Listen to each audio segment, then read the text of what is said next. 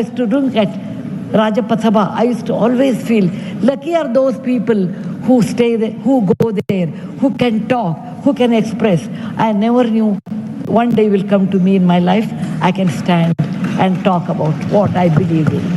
I want to conclude with a shloka which our ancestors have taught us, or my grandfather has taught when I was young. Whatever work you do, beta, do it with your mind, with buddhi, and with 100% concentration. We are in a country where there is so much diverse culture, but still we are all one, like 5 fingers make a mushti. We all have that character, which is very much Indian character, that we may differ in dress, food, language, but we are all one.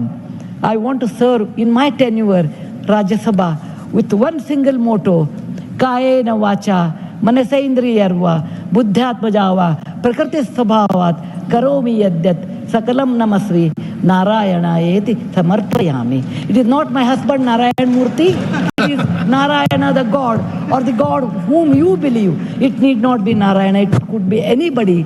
So with a single-minded, with my mind, with my buddhimatta, with my concentration, with my whatever is the age I have, I am 74, going to be 74, but God willing, I will put my 100% in Rajya Sabha and work.